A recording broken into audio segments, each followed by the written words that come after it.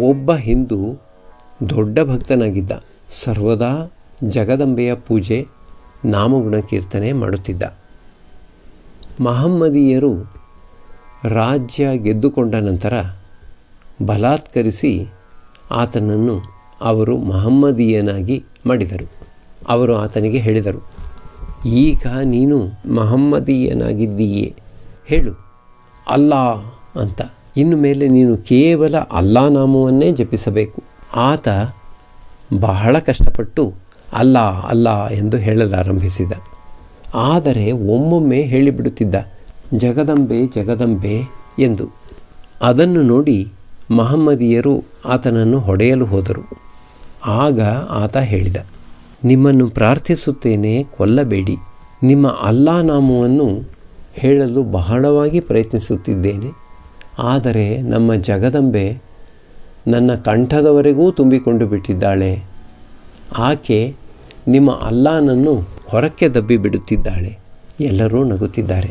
ಪಂಡಿತನಿಗೆ, ಮಣಿಮಲ್ಲಿಕನಿಗೆ ಏನೂ ಹೇಳಬೇಡ. ರುಚಿ ಭೇದವಿದೆ ಎಂಬುದನ್ನು, ಹೊಟ್ಟೆಗೆ ತಕ್ಕಂತೆ ಆಹಾರ ಎಂಬುದನ್ನು ನೀನು ಅರಿತುಕೊಳ್ಳಬೇಕು. ಭಗವಂತ ನಾನಾ ಧರ್ಮ, ನಾನಾ ಮತಗಳನ್ನು ಸೃಷ್ಟಿಸಿದ್ದಾನೆ ಅಧಿಕಾರ ಭೇದಕ್ಕೆ ಅನುಗುಣವಾಗಿ. ಎಲ್ಲರೂ ಬ್ರಹ್ಮಜ್ಞಾನಕ್ಕೆ ಅಧಿಕಾರಿಗಳಲ್ಲ. ಅದಕ್ಕಾಗಿಯೇ ಆತ ಸಾಕಾರ ಪೂಜೆಯ ವ್ಯವಸ್ಥೆ ಮಾಡಿದ್ದಾನೆ. ತಾಯಿ ಮಕ್ಕಳಿಗಾಗಿ ಮೀನು ಕೊಂಡುಕೊಂಡು ಬಂದಿದ್ದಾಳೆ. ಆ ಮೀನು ಹಾಕಿ ಸಾರು, ಚಟ್ನಿ, ಬಜ್ಜಿ, ಪಲಾವು ತಯಾರು ಮಾಡುತ್ತಾಳೆ. ಎಲ್ಲರ ಹೊಟ್ಟೆಗೂ ಪಲಾವು ಸರಿ ಹೋಗದು. ಅದಕ್ಕಾಗಿಯೇ ಕೆಲವು ಮಕ್ಕಳಿಗೆ ಮೀನಿನ ಸಾರು ಮಾಡುತ್ತಾಳೆ. ಅವಕ್ಕೆ ಜೀರ್ಣಶಕ್ತಿ ಬಹಳ ಕಡಿಮೆ. ಇನ್ನು ಕೆಲವು ಚಟ್ನಿಯನ್ನೋ ಅಥವಾ ಬಜ್ಜಿಯನ್ನೋ ತಿನ್ನುತ್ತವೆ. ಒಬ್ಬೊಬ್ಬರ ಪ್ರಕೃತಿ ಒಂದೊಂದು ವಿಧ. ಅಂತೆಯೇ ಅಧಿಕಾರಿ ಭೇದ ಕೂಡ. ಎಲ್ಲರೂ ಸುಮ್ಮನೆ ಕುಳಿತಿದ್ದಾರೆ. ಪರಮಹಂಸರು ಪಂಡಿತನಿಗೆ ಹೇಳುತ್ತಿದ್ದಾರೆ, ಈಗ ಹೋಗಿ ದೇವಾಲಯಗಳನ್ನು ನೋಡಿಕೊಂಡು ಬಾ. ಅನಂತರ ಉದ್ಯಾನವನದಲ್ಲೂ ಸ್ವಲ್ಪ ಸುತ್ತಾಡಿ ಬಾ. ಈಗ ಗಂಟೆ 5:30. ಪಂಡಿತ ತನ್ನ ಸ್ನೇಹಿತರೊಡನೆಯೂ ಇನ್ನು ಕೆಲವು ಮಂದಿ ಭಕ್ತರೊಡನೆಯೂ ಕೂಡಿ ಕೊಠಡಿಯನ್ನು ಬಿಟ್ಟು ಹೊರಟ. ಈಗ ಪರಮಹಂಸರು ಮಾಸ್ಟರೊಡನೆ ಗಂಗೆಯ ಸ್ನಾನಘಟ್ಟದ ಕಡೆಗೆ ಬರುತ್ತಿದ್ದಾರೆ. ಅವರು ಮಾಸ್ಟರಿಗೆ ಹೇಳುತ್ತಿದ್ದಾರೆ, ಬಾಬುರಾಮ ಈಗ ಹೇಳುತ್ತಿದ್ದಾನೆ, ಓದುವುದರಿಂದ ಏನು ದೊರೆಯುತ್ತದೆ? ಗಂಗಾ ನದಿಯ ಹತ್ತಿರ ಪರಮಹಂಸರು ಪಂಡಿತನನ್ನು ಸಂಧಿಸಿದರು. ಆತನನ್ನು ಕೇಳುತ್ತಿದ್ದಾರೆ, ಏನು ಕಾಳಿ ದೇವಾಲಯಕ್ಕೆ ಹೋಗುವುದಿಲ್ಲವೇ? ಪಂಡಿತ ಹೇಳಿದ, ಹೋಗುತ್ತೇನೆ, ಬನ್ನಿ ನೀವು ಜೊತೆಯಲ್ಲಿ, ದರ್ಶನ ಮಾಡಿ ಬರೋಣ. ನಗುಮುಖರಾದ ಪರಮಹಂಸರು ಮುಖಮಂಟಪದ ಮೂಲಕ ಕಾಳಿ ದೇವಾಲಯದ ಕಡೆ ಮುಂದುವರಿಯುತ್ತಿದ್ದಾರೆ. ಪಂಡಿತನಿಗೆ ಹೇಳುತ್ತಿದ್ದಾರೆ, ಒಂದು ಹಾಡು ಕೇಳು. ಅವರು ಹಾಡುತ್ತಿದ್ದಾರೆ, ಕಾಲರೂಪೇ ದಿಗಂಬರಿ, ಹೃದಯ ಪದ್ಮ ಭಾಸ್ಕರಿ, ನಿಜವಾಗಿಯೂ ಕಪ್ಪಗೆ ಹಳೆ ನನ್ನ ತಾಯಿ ಕಾಳಿ. ಪರಮಹಂಸರು ಮುಖಮಂಟಪದಿಂದ ಇಳಿದು ಅಂಗಳಕ್ಕೆ ಬಂದಾಗ ಪಂಡಿತನಿಗೆ ಒಂದು ಹಾಡಿನ ಚರಣವೊಂದನ್ನು ಎತ್ತಿ ಹೇಳುತ್ತಿದ್ದಾರೆ. ಹೃದಯ ಮಂದಿರದಲ್ಲಿ ಜ್ಞಾನದೀವಿಗೆ ಹಚ್ಚಿ, ಬ್ರಹ್ಮಮಯಿ ಮಾತಾಯಿ ಮುಖವ ನೋಡು. ದೇವಾಲಯಕ್ಕೆ ಬಂದ ನಂತರ ಪರಮಹಂಸರು ಭಗವತಿಗೆ ಸಾಷ್ಟಾಂಗ ಪ್ರಣಾಮ ಮಾಡುತ್ತಿದ್ದಾರೆ. ಆಕೆಯ ಪಾದಪದ್ಮಗಳು ದಾಸವಾಳದ ಹೂವು, ಬಿಲ್ವದಳಗಳಿಂದ ಅಲಂಕೃತಗೊಂಡಿದೆ. ತ್ರಿನಯನೆಯಾದ ಆಕೆ ತನ್ನ ಭಕ್ತರನ್ನು ಅತ್ಯಂತ ಕೃಪಾದೃಷ್ಟಿಯಿಂದ ನೋಡುತ್ತಿದ್ದಾಳೆ. ಕೈಗಳಿಂದ ವರ ಅಭಯಗಳನ್ನು ನೀಡುತ್ತಿದ್ದಾಳೆ. ಕಾಶಿಯ ರೇಷ್ಮೆ ಸೀರೆ ಉಟ್ಟು ವಿವಿಧ ಆಭರಣಗಳನ್ನು ಧರಿಸಿಕೊಂಡಿದ್ದಾಳೆ. ಭಗವತಿಯ ದರ್ಶನ ಮಾಡಿದ ನಂತರ ಭೂಧರನ ಅಣ್ಣ ಹೇಳುತ್ತಿದ್ದಾನೆ, ಕೇಳಿದ್ದೇವೆ ನವೀನ ಭಾಸ್ಕರನಿಂದ ಈ ಮೂರ್ತಿ ಕೆತ್ತಲ್ಪಟ್ಟಿತು ಎಂದು. ಅದನ್ನು ಕೇಳಿ ಪರಮಹಂಸರು ಹೇಳುತ್ತಿದ್ದಾರೆ, ಅದು ನನಗೆ ಗೊತ್ತಿದೆ, ಆದರೆ ನನಗೆ ಈಕೆ ಚಿನ್ಮಯಿ. ಪರಮಹಂಸರು ಈಗ ಭಕ್ತರೊಡನೆ ತಮ್ಮ ಕೊಠಡಿಗೆ ಹಿಂದಿರುಗುತ್ತಿದ್ದಾರೆ. ಬಾಬುರಾಮನಿಗೆ ಹೇಳುತ್ತಿದ್ದಾರೆ, ಬಾ ನನ್ನೊಡನೆ. ಮಾಸ್ಟರೂ ಅವರನ್ನು ಹಿಂಬಾಲಿಸುತ್ತಿದ್ದಾನೆ. ಮುಸ್ಸಂಜೆಯಾಗಿದೆ. ಪರಮಹಂಸರು ತಮ್ಮ ಕೊಠಡಿಯ ಪಶ್ಚಿಮಕ್ಕಿರುವ ಅರ್ಧಚಂದ್ರಾಕೃತಿಯ ವರಾಂಡದಲ್ಲಿ ಕುಳಿತಿದ್ದಾರೆ. ಭಾವಸ್ಥರಾಗಿದ್ದಾರೆ, ಪೂರ್ಣವಾಗಿ ಅಲ್ಲ.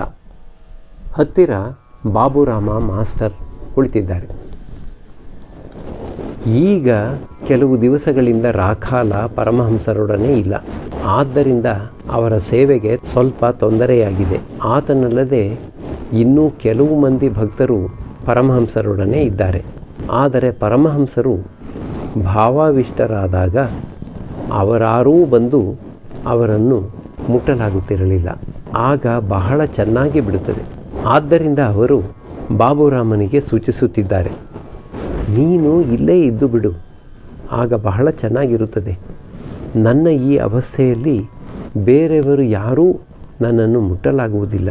ಪಂಡಿತ ದೇವಾಲಯಗಳನ್ನೆಲ್ಲ ನೋಡಿದ ನಂತರ ಹಿಂದಿರುಗಿ ಪರಮಹಂಸರ ಕೊಠಡಿಗೆ ಬಂದಿದ್ದಾನೆ. ವರಾಂಡದಿಂದಲೇ ಪರಮಹಂಸರು ಆತನಿಗೆ ಹೇಳುತ್ತಿದ್ದಾರೆ, ಸ್ವಲ್ಪ ಉಪಹಾರ ಮಾಡು. ಪಂಡಿತ ಹೇಳಿದ, ನಾನಿನ್ನೂ ಸಂಧ್ಯಾ ವಂದನೆ ಮಾಡಿಲ್ಲ. ಪರಮಹಂಸರು ತಟ್ಟನೆ ಎದ್ದು ಭಾವೋನ್ಮತ್ತರಾಗಿ ಹಾಡಲಾರಂಭಿಸಿದ್ದಾರೆ. ಏತಕೆ ಇನ್ನೇತಕೆ ಕಾಶಿ ಕಾಂಚಿಯೋ ಗಯೆಯೋ ಗಂಗೆಯೋ ಪುಣ್ಯಕ್ಷೇತ್ರಗಳೇತಕೆ. ಪರಮಹಂಸರು ಪ್ರೇಮೋನ್ಮತ್ತರಾಗಿ ಹೇಳುತ್ತಿದ್ದಾರೆ. ಸಂಧ್ಯೆ ಎಷ್ಟು ಕಾಲದವರೆಗೆ? ಓಂ ಎಂದು ಉಚ್ಚರಿಸಿದೊಡನೆಯೇ ಮನಸ್ಸು ಭಗವಂತನಲ್ಲಿ ಲಯವಾಗದವರೆಗೆ. ಪಂಡಿತ, ಹಾಗಾದರೆ ಮೊದಲು ಉಪಹಾರ ಮುಗಿಸಿಕೊಂಡು ಅನಂತರ ಸಂಧ್ಯಾವಂದನೆ ಮಾಡುತ್ತೇನೆ. ಶ್ರೀರಾಮಕೃಷ್ಣರು, ನಿನ್ನ ಜೀವನದ ಪ್ರವಾಹಕ್ಕೆ ತಡೆಯೊಡ್ಡಲು ಇಚ್ಛೆಯಿಲ್ಲ. ಸಮಯ ಬಾರದೆ ತ್ಯಾಗ ಮಾಡುವುದು ಶ್ರೇಯಸ್ಕರವಾದದ್ದಲ್ಲ. ಕಾಯಿ ಹಣ್ಣಾದರೆ ಹೂವು ತಾನಾಗಿಯೇ ಉದುರಿ ಹೋಗುತ್ತದೆ. ತೆಂಗಿನ ಮಟ್ಟೆ ಇನ್ನೂ ಹಸಿದಾಗಿರುವಾಗ ಅದನ್ನು ಬಲಾತ್ಕಾರದಿಂದ ಕೀಳಬಾರದು. ಆ ರೀತಿಯಾಗಿ ಅದನ್ನು ಕಿತ್ತು ಹಾಕಿದರೆ ಮರಕ್ಕೆ ಕೇಡಾಗುತ್ತದೆ. ಸುರೇಂದ್ರ ಮನೆಗೆ ಹೊರಡಲು ಸಿದ್ಧವಾಗುತ್ತಿದ್ದಾನೆ. ತನ್ನ ಸ್ನೇಹಿತರನ್ನು ತನ್ನ ಗಾಡಿಗೆ ಹತ್ತುವ ಹಾಗೆ ಹೇಳುತ್ತಿದ್ದಾನೆ. ಪರಮಹಂಸರು ಇನ್ನೂ ಭಾವಸ್ಥರಾಗಿಯೇ ಹೇಳುತ್ತಿದ್ದಾರೆ, ನಿನ್ನ ಕುದುರೆಯ ಶಕ್ತಿಗೆ ಮೀರಿ ಜನ ತುಂಬಬೇಡ. ಸುರೇಂದ್ರ ಪರಮಹಂಸರಿಗೆ ಪ್ರಣಾಮ ಮಾಡಿ ಅವರಿಂದ ಬೀಳ್ಕೊಂಡ. ಪಂಡಿತ ಸಂಧ್ಯಾವಂದನೆ ಮಾಡಲು ಕೊಠಡಿಯನ್ನು ಬಿಟ್ಟು ಹೋಗುತ್ತಿದ್ದಾನೆ. ಮಾಸ್ಟರ್ ಮತ್ತು ಬಾಬುರಾಮ ಪರಮಹಂಸರಿಗೆ ಪ್ರಣಾಮ ಮಾಡುತ್ತಿದ್ದಾರೆ. ಇವರು ಕಲ್ಕತ್ತಕ್ಕೆ ಹೊರಡಲಿದ್ದಾರೆ. ಪರಮಹಂಸರು ಇನ್ನೂ ಭಾವಸ್ಥರಾಗಿಯೇ ಇದ್ದಾರೆ. ಶ್ರೀರಾಮಕೃಷ್ಣರು ಮಾಸ್ಟರಿಗೆ, ಮಾತು ಹೊರಡುತ್ತಿಲ್ಲ, ಒಂದು ಸ್ವಲ್ಪ ಇರು. ಮಾಸ್ಟರ್ ಕುಳಿತಿದ್ದಾನೆ. ಪರಮಹಂಸರ ಅನುಮತಿಗಾಗಿ ಕಾಯುತ್ತಿದ್ದಾನೆ. ಪರಮಹಂಸರು ಕೈ ಸನ್ನೆಯಿಂದ ಬಾಬುರಾಮನಿಗೆ ಹೇಳುತ್ತಿದ್ದಾರೆ, ಕುಳಿತುಕೊಂಡು ಬೀಸಣಿಗೆಯಿಂದ ತಮಗೆ ಸ್ವಲ್ಪ ಗಾಳಿ ಬೀಸುವಂತೆ. ಬಾಬುರಾಮ ಈಗ ಗಾಳಿ ಬೀಸುತ್ತಿದ್ದಾನೆ. ಮಾಸ್ಟರೂ ಬೀಸುತ್ತಿದ್ದಾನೆ.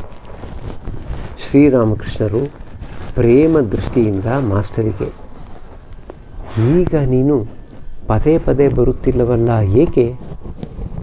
ಮಾಸ್ಟರ್, ವಿಶೇಷ ಕಾರಣವೇನಿಲ್ಲ, ಮನೆಯಲ್ಲಿ ಕೆಲಸ ಇರುತ್ತಿತ್ತು. ಶ್ರೀರಾಮಕೃಷ್ಣರು, ಬಾಬುರಾಮ ಯಾವ ಅಂತಸ್ತಿಗೆ ಸೇರಿದವನು ಎಂಬುದರ ಅರಿವು ನಿನ್ನೆ ನನಗಾಗಿಬಿಟ್ಟಿತು. ಅದಕ್ಕಾಗಿಯೇ ನಾನು ಈತನನ್ನು ಇಲ್ಲೇ ಇರುವಂತೆ ಅಷ್ಟಾಗಿ ಒತ್ತಾಯ ಪಡಿಸಿದುದು. ತಾಯಿ ಹಕ್ಕಿ ಸಕಾಲಕ್ಕೆ ಮೊಟ್ಟೆಯನ್ನು ಒಡೆಯುತ್ತದೆ. ಇವನು ಶುದ್ಧ ಆತ್ಮ, ಇನ್ನೂ ಕಾಮಕಾಂಚನದ ಬಲಿಗೆ ಬಿದ್ದಿಲ್ಲ. ಏನು ಹೇಳುತ್ತೀಯೇ? ಮಾಸ್ಟರ್, ಹೌದು, ಇನ್ನೂ ಯಾವ ಕರೆಯೂ ಆಗಿಲ್ಲ.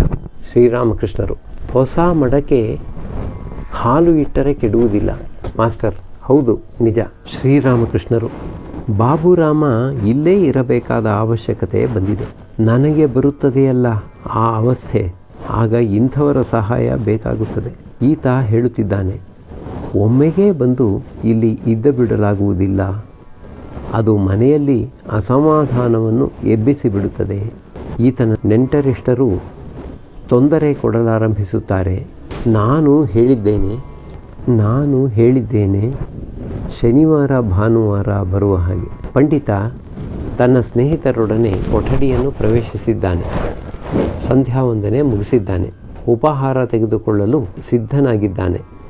ಭೂಧರನು ಪರಮಹಂಸರನ್ನು ಕೇಳುತ್ತಿದ್ದಾನೆ, ನಮಗೆ ಭಗವಂತನ ಸಾಕ್ಷಾತ್ಕಾರ ದೊರೆಯುವುದೇ? ನಾವುಗಳು ಹೇಗೆ ಮುಂದುವರಿಯಬೇಕು? ದಯವಿಟ್ಟು ಸ್ವಲ್ಪ ತಿಳಿಸಿ. ಶ್ರೀರಾಮಕೃಷ್ಣ: ನೀವೆಲ್ಲರೂ ಮುಮುಕ್ಷುಗಳು. ವ್ಯಾಕುಲತೆ ಇತ್ತು ಎಂದರೆ ಭಗವಂತನ ಸಾಕ್ಷಾತ್ಕಾರ ದೊರೆತು ಬಿಡುತ್ತದೆ. ಶ್ರಾದ್ದದ ಅನ್ನ ತಿನ್ನಬೇಡಿ. ಸಂಸಾರದಲ್ಲಿ ದುಶ್ಶೀಲ ಹೆಂಗಸಿನಂತೆ ಇರಿ. ಆಕೆ ಮನೆ ಕೆಲಸಗಳನ್ನೇನೋ ಬಹಳ ಗಮನವಿಟ್ಟು ಮಾಡುತ್ತಾಳೆ.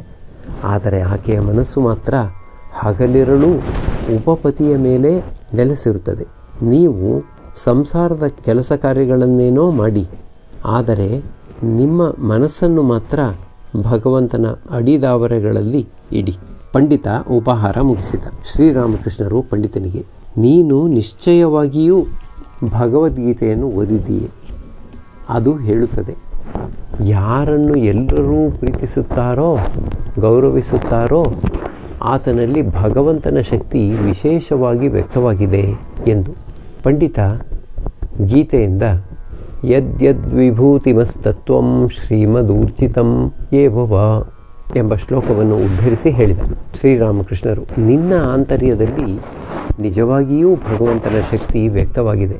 ಪಂಡಿತ, ನಾನು ಏನು ವ್ರತ ಕೈಗೊಂಡಿದ್ದೇನೋ ಅದನ್ನು ಪೂರ್ಣ ಮಾಡಲು ಪಟ್ಟು ಹಿಡಿದು ಕೆಲಸ ಮಾಡಲೇ? ಪರಮಹಂಸರು ವಿಧಿ ಇಲ್ಲದೆ ಹೇಳಬೇಕಾಯಿತು. ಮಾಡು, ಆಗತ್ತೆ. ಅವರು ಒಡನೆಯೇ ಬೇರೆ ಮಾತು ಎತ್ತಿಬಿಟ್ಟರು. ಶ್ರೀರಾಮಕೃಷ್ಣರು ಶಕ್ತಿಯನ್ನು ಒಪ್ಪಿಕೊಳ್ಳಲೇಬೇಕು. ವಿದ್ಯಾಸಾಗರ ಒಮ್ಮೆ ನನ್ನನ್ನು ಕೇಳಿದ, ಕೆಲವರಿಗಿಂತ ಕೆಲವರಿಗೆ ಭಗವಂತ ಹೆಚ್ಚು ಶಕ್ತಿ ಕೊಟ್ಟಿದ್ದಾನೇನು?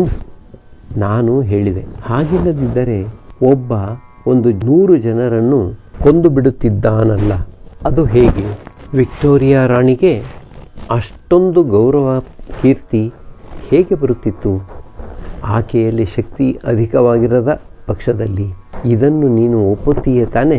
ಆತ ಒಪ್ಪಿಕೊಂಡ. ಪಂಡಿತ ಮತ್ತು ಆತನ ಸ್ನೇಹಿತರು ಪರಮಹಂಸರಿಗೆ ಸಾಷ್ಟಾಂಗ ಪ್ರಣಾಮ ಮಾಡಿ ಅವರಿಂದ ಬೀಳ್ಕೊಳ್ಳುವುದರಲ್ಲಿದ್ದಾರೆ. ಪರಮಹಂಸರು ಪಂಡಿತನಿಗೆ ಹೇಳುತ್ತಿದ್ದಾರೆ, ಮತ್ತೆ ಬರಬೇಕು.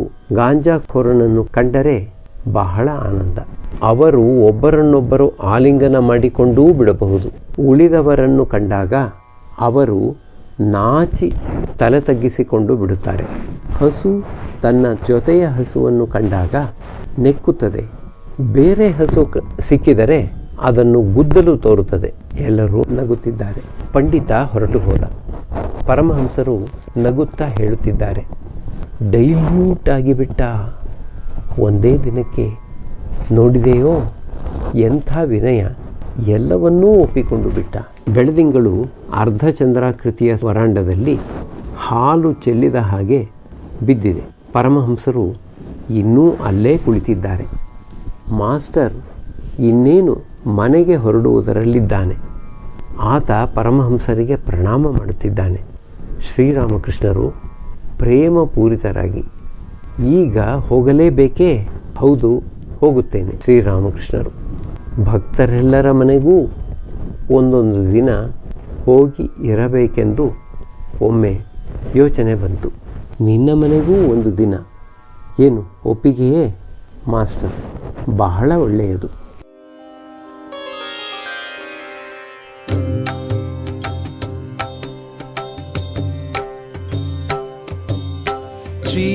ಶ್ರೀರಾಮಕೃಷ್ಣ ಮಂಗಲಕಾರಿ, ಶ್ರೀರಾಮಕೃಷ್ಣ ಮಂಗಲಕಾರಿ,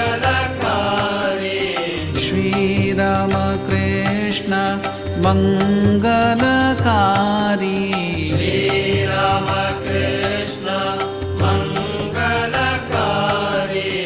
ನಮೋ ನಾರಾಯಣ ಭವದುಃಖಹಾರಿ, ನಮೋ ನಾರಾಯಣ ಭವದುಃಖಹಾರಿ, ನಮೋ ನಾರಾಯಣ ಭವದುಃಖಹಾರಿ.